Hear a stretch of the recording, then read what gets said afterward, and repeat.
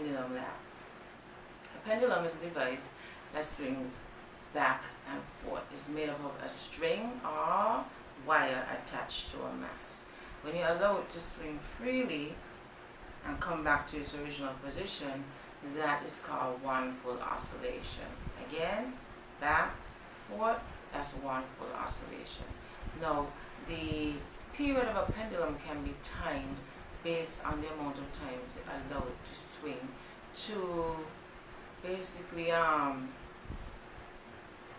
eliminate as much error as possible. So in this lab, we're going to allow it to swing at least 5 times. Do note that the length of the string of the pendulum or whatever is holding it is what affects the period of a pendulum. The period is the time it takes for a swing or full oscillation to be completed.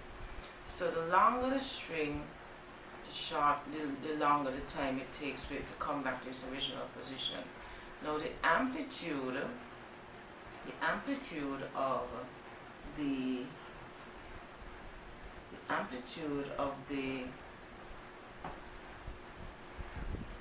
pendulum depends on how far away it is from its starting position. So here we have the starting position. I'm trying to locate my ruler. At the starting position where this would be. And so the amplitude is from that starting position, what I'm going to use, to where the spurlotion is. You can see that? Okay, so here is my starting position, and the amplitude is the angle between the starting position and where it is being swung from. So if I let it go, you realize that the longer the string, the longer it takes to swing.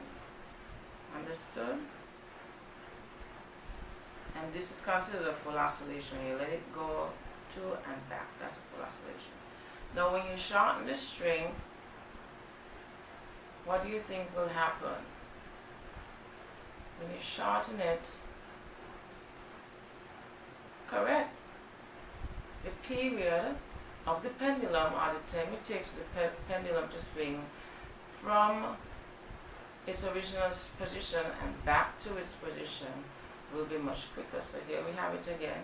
And if you think about it, the amplitude, we have the center here, and the amplitude, we're keeping the amplitude the same. So basically the amplitude stays the same and the mass of the box stays the same. So we control those two variables, and even the string stays the same. And you're going to realize it goes much faster. Isn't that cool? And so again, the period of the pendulum will be from loosening when it goes away and comes back to its original position. But because that is too quick to time, what you would do is take the amount of time. You will use whatever on your phone. You use your stopwatch, or you could use a stopwatch in the lab, the conventional ones. But on your phone, you can use a stopwatch that is there. You click on the clock and click on stopwatch, and you could start. And you could let it oscillate for 5 times. So I'm going to time this one. You have to note the length as well. So for this one, you can note the length in centimeters. You measure from right underneath here. Measure from 0. So from my end here, 0. Right underneath the center. To the center. And I have right underneath here to the center, I have 17.9. And it's good to let the mass hang on it while you're taking the length of the pendulum. Why? Because then there'll be tension, there'll be correct length that you're measuring. Okay? And so I'm going to start timing.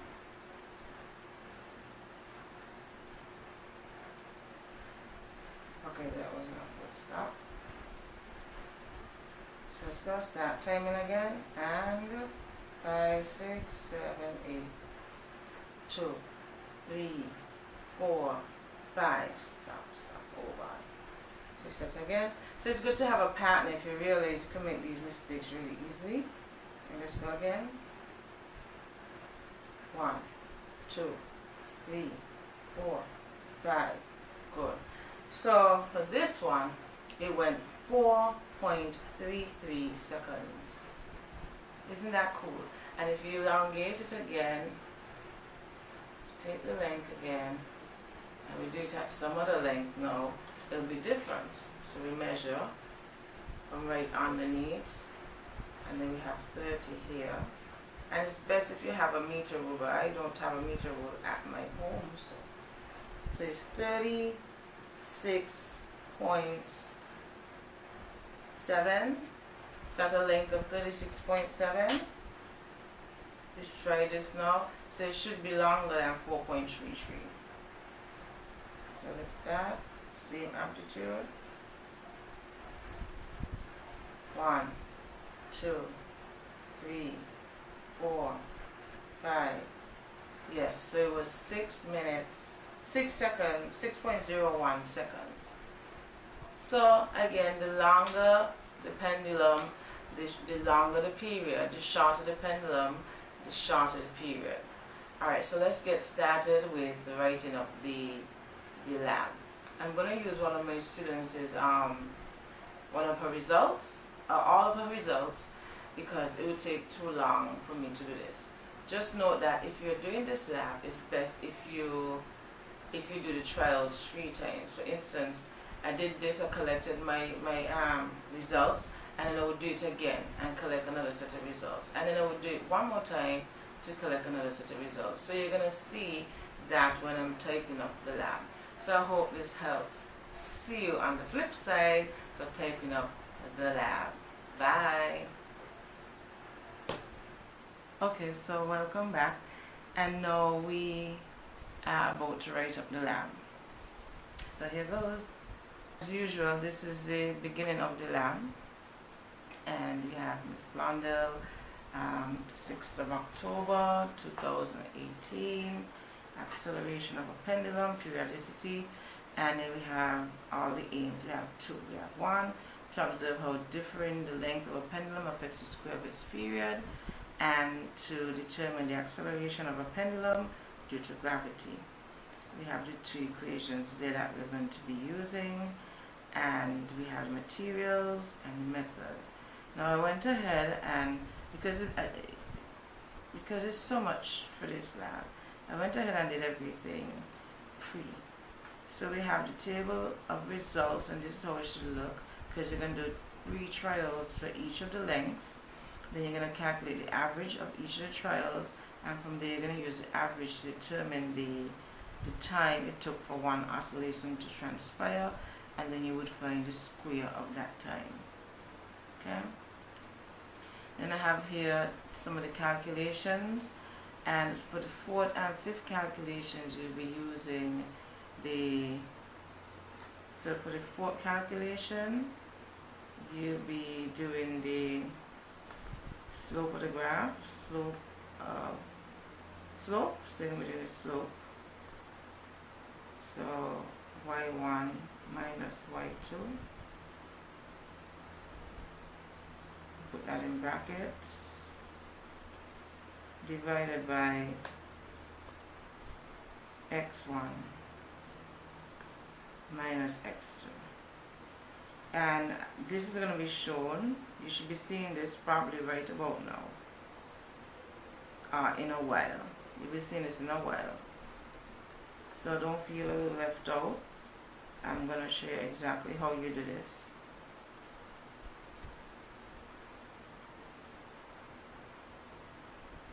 Okay.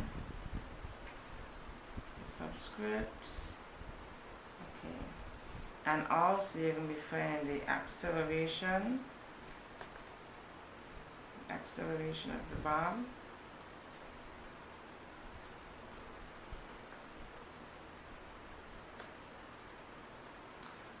Okay, and that has its own set of calculations which we could get from over here, so we're going to be using this. Control copy and put it right here. Yay! So you have 5 sets of calculations to do. Then you're doing your discussion, and we have the helper questions. Period 1, what is a pendulum? And then paragraph 2, what affects period of a pendulum? And then you're going to discuss the results based on the results of the graph. Discuss the results based on what you obtained during the experiment.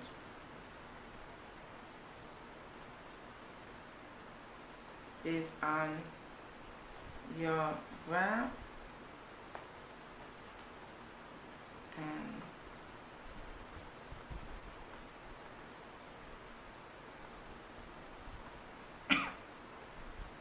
from the experiment. Great. Then you're going to have a limitation 1 and 1 precaution. Sorry, you're going to have 2 precautions and your reflections. Okay? So I already went ahead and did it up. And we have here, we have everything, the method written in past tense. Everything is done. And these are the results. And for the observations, you write that the period of a pendulum depends on its length. Yeah, something simple like that. The period of a pendulum, yeah, depends on its length. And here you can see that I have all the results here, and I have the stuff right here. No, you don't have to do each of these calculations one by one. You could actually go into something called Excel and put your calculations in first. And if you want to find your average, you can say equal average, open brackets, find all of this, close bracket, and you get your answer. Whatever you get here, you just pull it down, okay? And then you can format the cells. Format the cells to here, you go number, and you click numbers and the amount of decimal places. And like I said, I prefer to just have 1, so I just put 1. Okay? And then for the time now, you press equal again, you take this number, and since you have 5 oscillations, you divide by 5 to get your answer right there. And remember, I just want 1 decimal place, so I go back into format cells, I look for number, and I boil it down to 1 decimal place. Cool. And that's clean. Now over here, period squared equal to this times this again. Yeah, and you pull it down, and you want it to 1 decimal place, format cells. Great. Right, so now you have everything that you need. And this is exactly what I did, because I didn't want to do all of that work. And I used the Excel, and when it was done, I just copy and paste it back into my lab. Right, and so we have the same figures right here, see? Right there. So once I got all of that, I use this. This is our X. These are our values for X, and these are our values for the Y. And so I put my calculations here. Remember the 5 calculations. So I have the average time, add them all up, and I show you, only showing you for one row. It doesn't make sense to do all of them, just one row, because the same calculation being repeated. Like a period is constant. Period of pendulum, movement of the pendulum is constantly the same thing, right? So I just did one thing. Alright? And so for the slope, I would have shown you what I did in the video before. Alright? Okay, so we are now going to graph. I'm going to show you how to graph. And for the graph, it's actually y. This is the y-axis. All of these represent the y values, and these represent the x values. The x values are independent, right? And the y values are the dependent ones, dependent values. So we're going to make a table, a graph based on these numbers. Okay, so let's get started. So I have my graph book right here.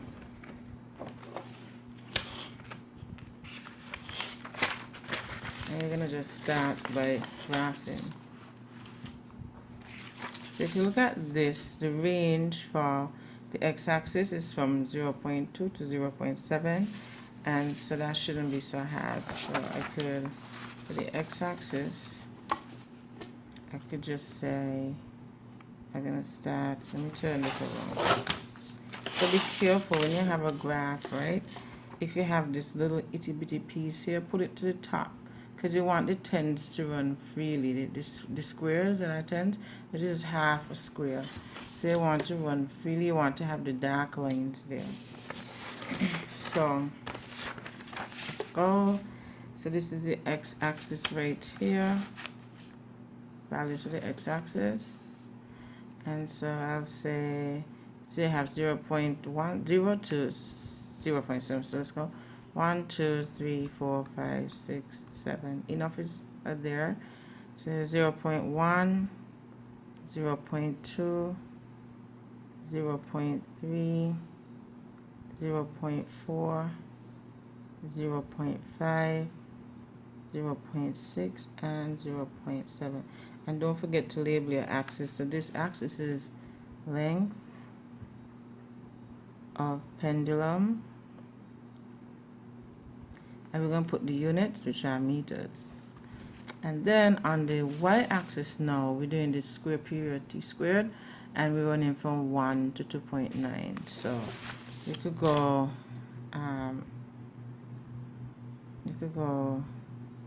you could start with 1 here. Even this is going to be a little different, so the scale between here and here is going to be different between here and here. So we're going to do 1.0, right? So therefore everything between here is going to be 0.2, 0.4, 0.6, 0.8. So every point is 0.2.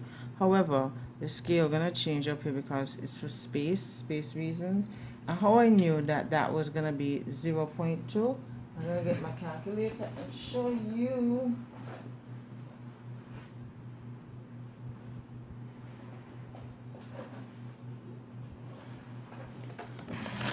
So if you want to find out what is each space equal to, you just say, you just do this.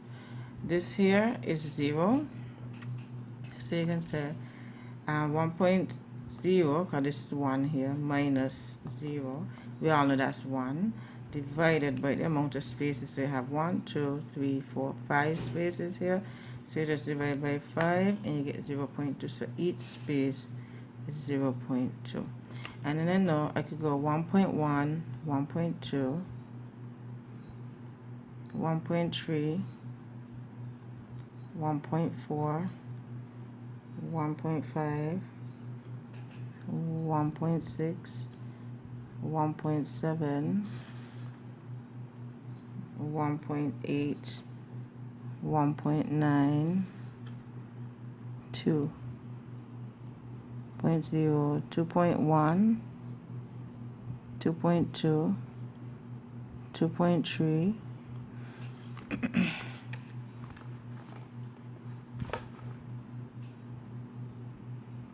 2.4, 2.5, 2.6, 2.7,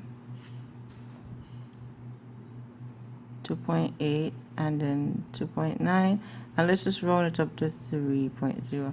And we're gonna, of course, and the reason why we went from 1, we went from 0 to 3.0 is because, you scale for the y was from 1 to 2.9, so we just round it up from 0 to 3. Good.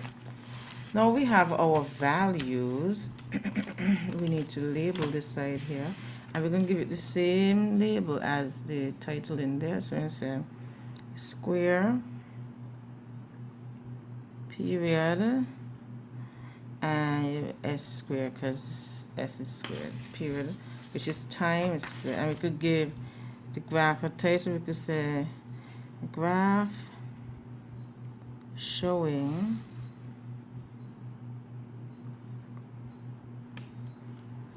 how the length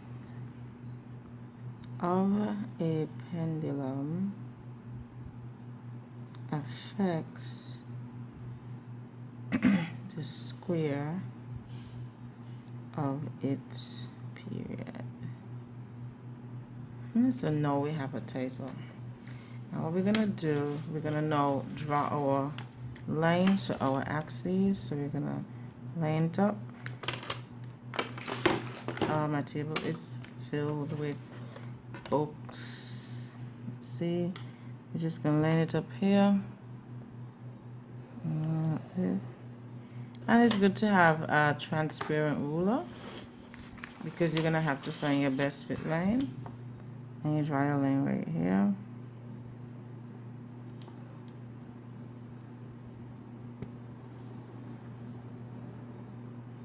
Put your arrow. And don't forget your arrow down here. Okay? And now we're gonna start plotting. We're gonna start plotting. So here we are. So here we know on this it says when x is 0.2, right? It's 1. So we put 0.2 and put, right? When x is 0.3, it's 1.4. Now the reason why I didn't follow the rule and so we'll do sig figs based on whatever was being used for the calculations in the table. Like you see here, you had 1 sig fig. Well, yeah, so it was good. So we start out with 1 sig fig, and then we end up with 2 sig figs and stuff like that, because you need the graph to be fluid, right? If you just have sharp points where you just have 1, 1, 1, because all of these would end up to be 1. If you round up to get 1 sig fig, it'd be 1, 1, 1. This would be 2, this would be 2, this would be 2. You wouldn't have a fluid graph. You would have it all in steps and just looking weird. So that's how come we went from 1 sig fig, and then in here for the times we had the 3 sig fig. And you know, in the end, if you use these in an equation, which is what we did, you're supposed to have the answer should be with the matching the number that had the lowest amount of sig fig. But I didn't do that because 2 reasons. Because of what I said, the graph is not going to be fluid. And then the next reason is because, what was it again? Oh, plotting. You need to plot your graph. You need to be able to plot your graph. No, having 1 decimal place is so much easier to plot than having 3 or 4 decimal places. I'm not saying that you cannot plot a graph with 3 or 4 decimal places, but why not make your life easier? I will teach you later on, time permits, how to plot a graph with more than 1 decimal place, eventually, if there is time.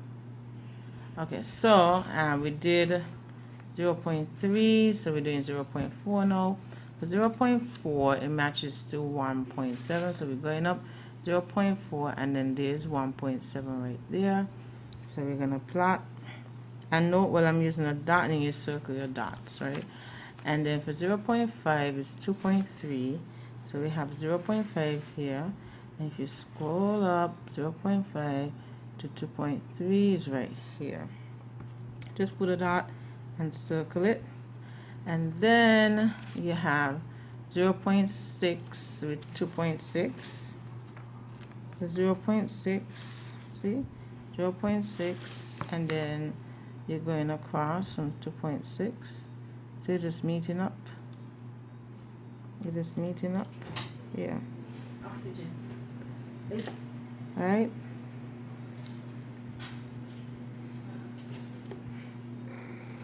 and then 0.7 now with 2.9. So you're going to scroll up from 0.7, and then you have 2.9 right here, and you meet it right there. Okay, so you put your thing right here. Okay, and you circle it. Now you have all your points plotted.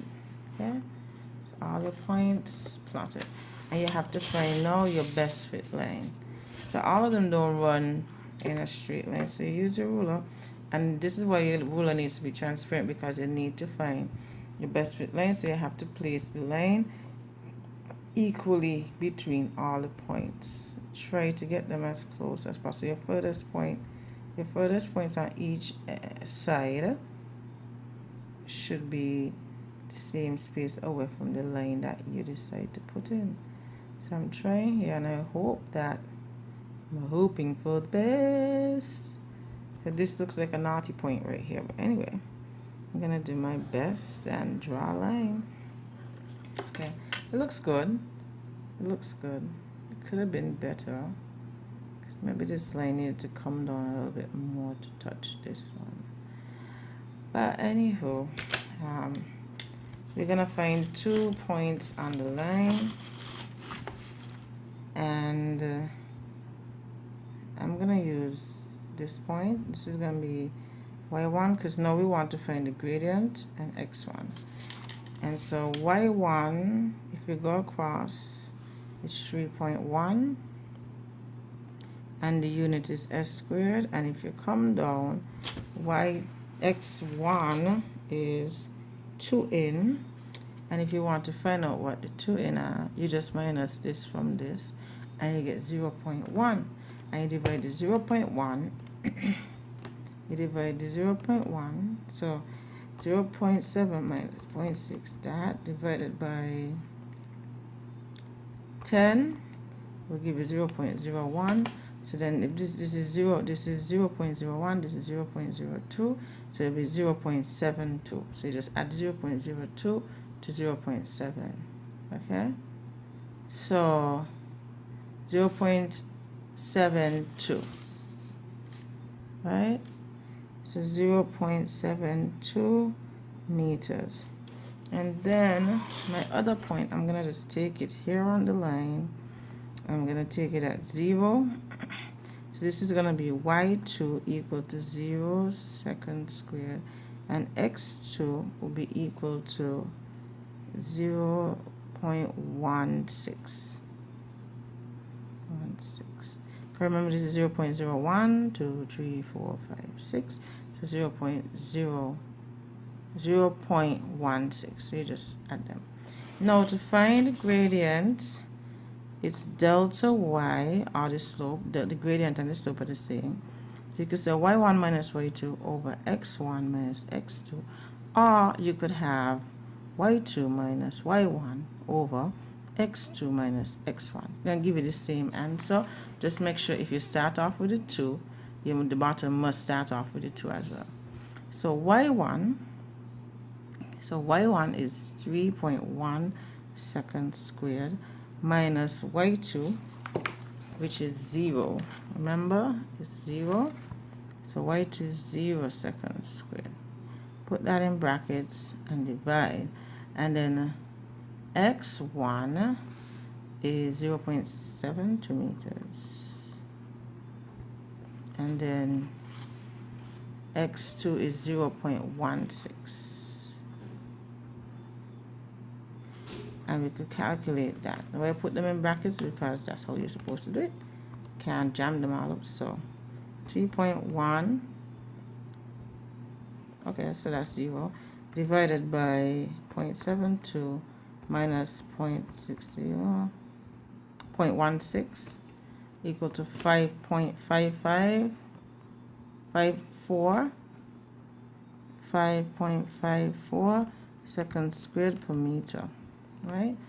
And so that is exactly what you get. All right, cool. So I had to redo this, so if it doesn't match back to what's on the video, it's going to be close though. All right, and that is the this is actually the slope, right? All right, great. See you on the flip side. I hope this helps. This is not the same graph as what you would see on the video. I had to redo the whole graph. But anyway, I got the same thing though, similar. So this is a graph that you would see in the actual sheet. Okay. So thanks for watching and continue watching the video. Hope this helped a lot. Okay. Good night. So I have my graph. Right here, and so those values I had, I will just put them in this, and it would be 3.4 minus 0.4 is S to 2. Open brackets here, and then you divide 0.73 minus 0.16,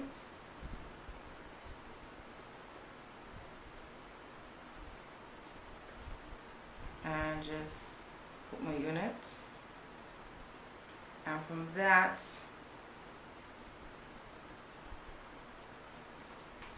I got equal to 5.3 seconds squared over meters. Right? And now the fifth one was to figure out the acceleration of the bob due to gravity, and that is equal to 4, and we apply 3.14 times 3.14, all of this in brackets, divided by the slope. So divided by the slope, which is 5.3 seconds over meters, seconds squared over meters, and that would give us, let's hope for the best, it should give us around 10.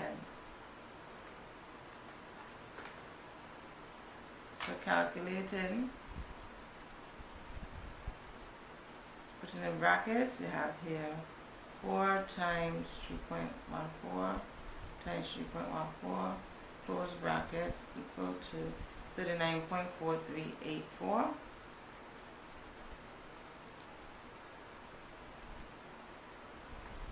Divided by the 5.3 seconds squared over meters.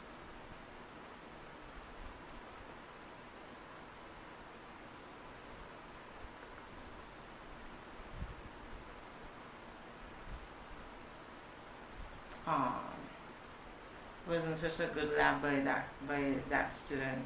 So they got 7.44 meters per second squared. Alright, so obviously there are some things that went wrong with this lab. We should have gotten at least 9 or 10.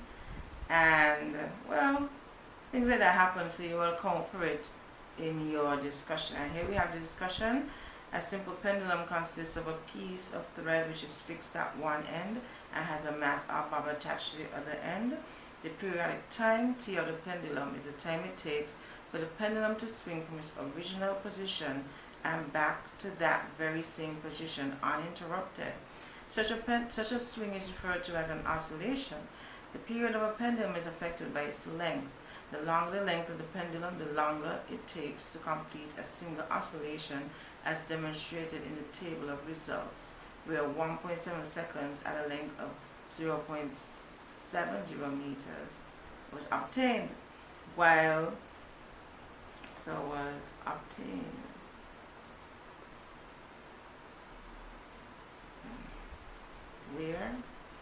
while the shorter the length of the pendulum, the shortest period, as can be seen in the table of results, where 1.0 seconds at a length of 0.20 meters was obtained. From the graph the slope was, I have that here, what was it? 5.3 seconds squared per meters, which was used to determine the acceleration of the bob due to gravity, which was experimentally determined to be 7.44 meters per second. Any limitations? Environmental conditions, strength of the string, and we have the precautions here. Parallax was avoided by reading the ruler directly, and the pendulum was swung with care to avoid the plumb line from snapping. Okay? And the reflections. Pendulums are used as timing devices. They are also included in the architecture of many amusement parks, such as swings and slings. Some religious practices incorporate pendulums to administer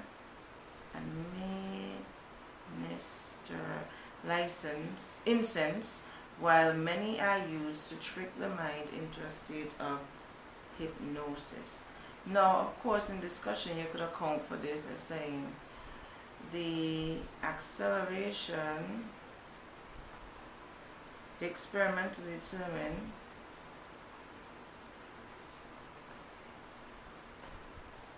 the value of the experimentally determined acceleration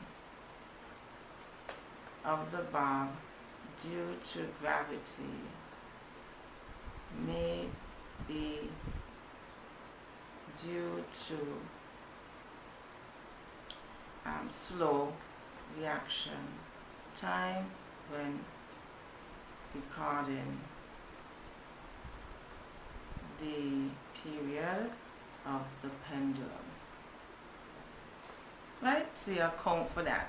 Alright, so I hope this really and truly helps, and here it is, and I hope this helps. So I'm gonna, in the meantime, you can look at this, and just in a while you would see a video coming up. You will see a slide with everything together, the graph and everything together. Alright, see you on the flip side.